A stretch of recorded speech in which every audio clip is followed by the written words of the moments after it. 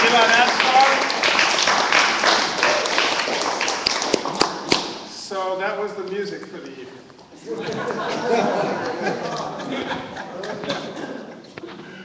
And it's really a pleasure and an honor to have all of you here and to have this wonderful music. I'm really looking forward to this evening. And so we're going to begin the discussion now. And the person beginning that discussion is the one that you've heard beginning many, many discussions in the past, Dennis Bernstein.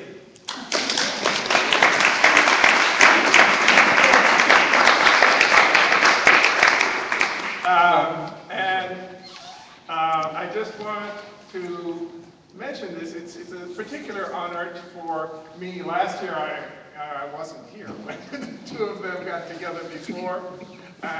He left town. I left town, yes.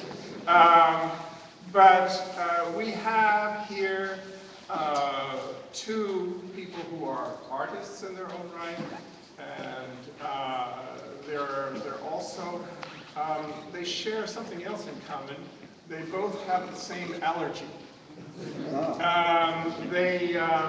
They can't go into pastures and places like that because they're both allergic to bullshit. And nevertheless, these courageous souls seek it out.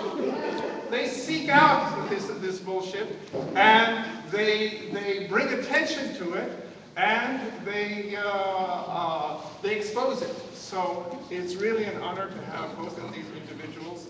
And to begin the discussion of ideas, by the way, I want to mention, first of all, all of the donations this evening go to the Palestine Children's Welfare Fund for a particular project. We're trying to raise at least minimum $1,350 for a children's camp in the West Bank this summer. And we've had some people actually start it before you came this evening, so hopefully we'll have some help online. But whatever you can help to make this happen, we gratefully appreciate it. So, gentlemen, please interrogate each other. Let me How do we start here? I think I'm supposed to Speak louder.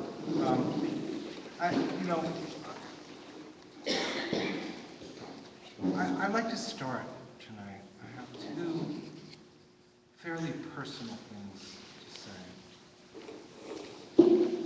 One has to do with once again, this is year two, the extraordinary pressure that I have felt from people who I have known and loved for a long time, who might say something to me like, if you had Gilad Atzmon on your radio show, you could very well, I'm just telling you for your own good, you could destroy your own credibility. I think I've done that a long time ago. Whatever credibility I ever had as a journalist, I think most people think is worthless. I made a decision a long time ago to go from straight journalism, that phony kind of objective journalism, he said, she said, and whatever perspective you're for, you pick the he said that's stronger than the she said, and you can make any article say anything you want, and it has nothing to do with truth-telling. Anyway, again, 2 years in a row, people warn me. Now, whenever I get a warning like that, unless, I find out something that is extremely troubling, I don't know. I'm not sure what that would be. But it would be not something to do with ideas and alternative ways of thinking about a situation that we really need to think about in alternative ways. That is why I'm here tonight. Now, part of this, I'm not an intellectual, truly. I've fallen in love with Gilad's music. I've read some of the book and I find the ideas interesting. But, you know, probably anyone in this audience could do a better interview than me. Probably understand more about the context and the work that Gilad's doing. But I'm proud to be here because I think he's taking a risk.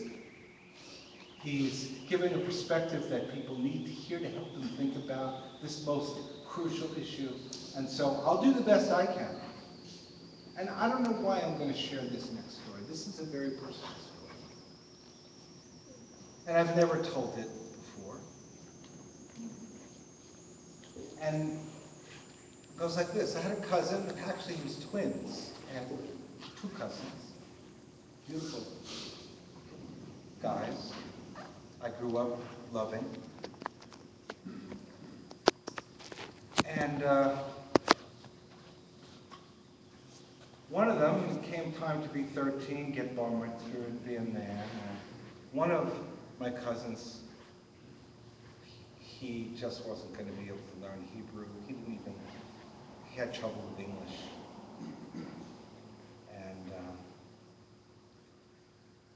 he just, when he'd leave the house to go to Hebrew school, and he'd go right, the school was left, and he'd hide underground somewhere for 2 hours and come back.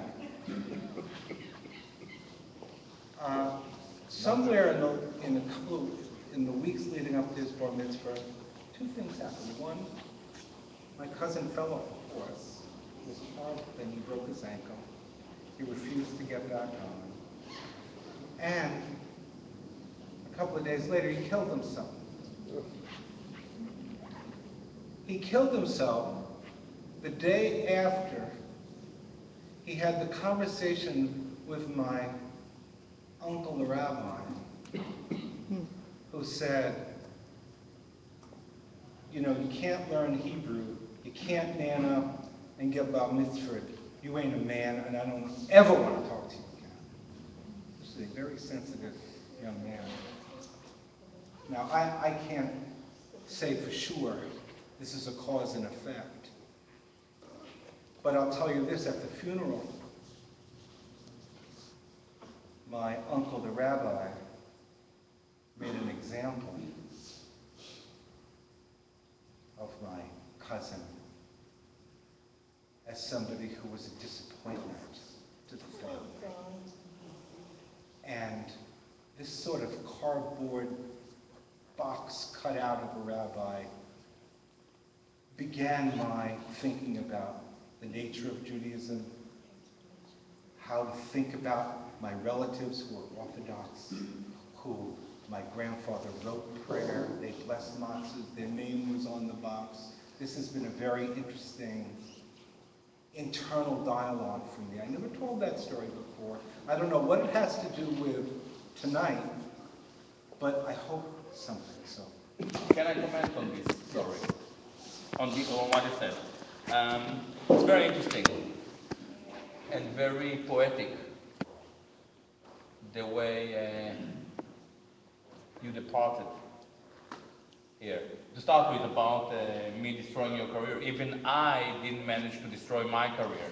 So and I really work hard on it, you know, so I definitely can't destroy yours. To start with, I really hope that we will find a time, and I'm happy to discuss it with all of you. What is it about me that is so frightening? I think a lot about it because I can see the fear, and yet some of you know me for more than a while. I'm a cool guy. I'm definitely not violent. I don't preach violence. But everything I say is self-evidence. And this is very, very frightening. And why is it self-evident? Because I'm not an historian. I'm not a social scientist. I'm not a political scientist. I'm not even a scientist. I'm a philosopher. And what philosophers do, German philosophers in particular, they dig into the essence of things. And they present their ideas. And their ideas, if they're good philosophers, make a lot of sense and annoy a lot of people. And if they're not good philosophers, nobody cares.